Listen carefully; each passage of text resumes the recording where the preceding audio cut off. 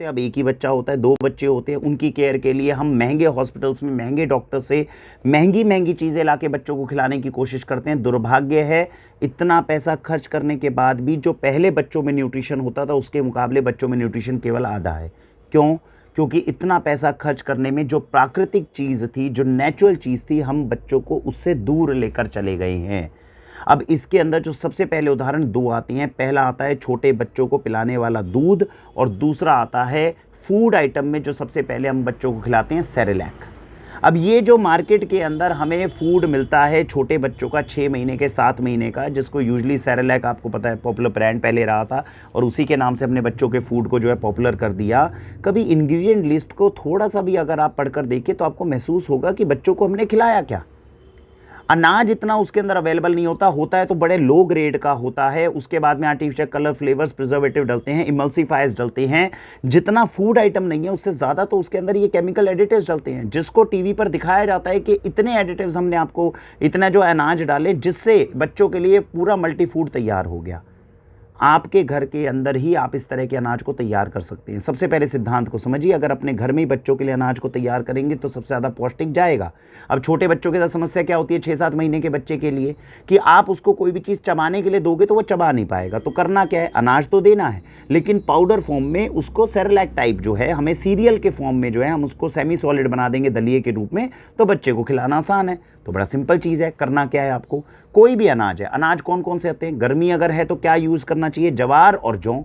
तो जौ और जवार को ले लीजिए, उसको अच्छे से भून लीजिए, साथ में मूंग की दाल आप डाल सकते हो, आप उसके साथ में कोई उड़द की टूटी हुई दाल डाल सकते हो, आप उसमें मसूर की थोड़ी टूटी दाल डाल सकते हो, कुल्थी की दाल, होर्स ग्राम डाल सकते हो। इस तरह की अगर टूटी हुई दालें वो आपने डाल दी, थोड़ा सा आपने ड्राई फ्रूट तोड़कर उसके अंदर डाल दिया, थोड़ा आपने मखाना उसके अंदर डाल दिया, अच्छे से भून लीजिए।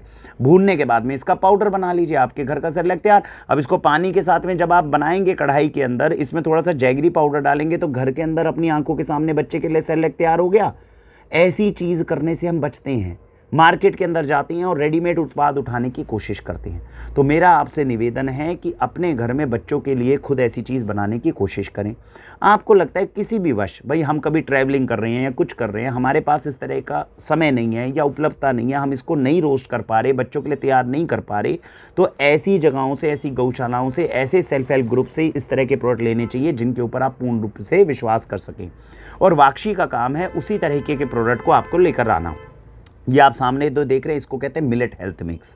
अब ये क्या है, कर्नाटका से तकरीबन 120 किलोमीटर दूर गांव के अंदर कुछ महिलाओं ने ये स्टार्टअप शुरू किया। उन्होंने क्या किया, 55 तरह के अलग अलग अनाजों को चुना, क्योंकि जितने अलग अनाज रहेंगे उतना ज़्यादा बच्चे तक अलग अलग मल्टीविटामिन्स और मिनरल्स जाएंगे। तो क्या क्या चुना उन्होंने, कोडो मिलेट चुना, ब्राउन टॉप मिलेट चुना, जितने भी शीतधान्य मिलेट्स हैं जो सबसे सर्वश्रेष्ठ अनाज हैं उनको चुना, साथ में आपको ड्राई फ्रूट चुना, बादाम चुना, अखरोट चुना, इनको चुना, साथ में दालों को चुना, जितनी दालों का मैंने नाम लिया। इन सारी दालों को अच्छे से एक साथ रोस्ट किया गया, रोस्ट करने का भिगो के थोड़ा सा स्प्राउट किया गया, फिर अच्छे से रोस्ट किया गया, इसका पाउडर बना के आपको हेल्थ मिक्स के फॉर्म में दिया गया। तो जैसा मैंने प्रक्रिया बनाई, अगर पहले वाली प्रक्रिया को देख लें तो खुद आपको पता है मैं बच्चे को किस तरह के अनाज डिफरेंट दे रहे हैं।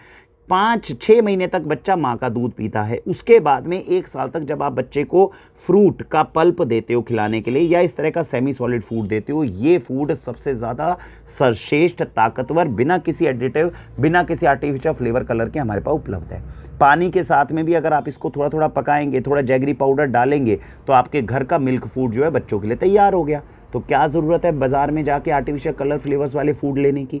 या तो बच्चों के लिए घर के अंदर इस तरह का मिल्क फूड बनाएं, नहीं हो तो जिस तरह के सेल्फ हेल्प ग्रुप्स का हमने मेंशन किया है, इस तरह के सेल्फ हेल्प ग्रुप से अच्छा उत्पाद लाकर बच्चों के लिए प्रोडक्ट को, अपने मिल्क फूड को बनाने की कोशिश करें। अगर इन चीज़ों का हम ध्यान रखेंगे तो बच्चों तक हम बेहतरीन सेहत पहुँचाने में कामयाब हो जाएंगे। भारत वंदे मातरम।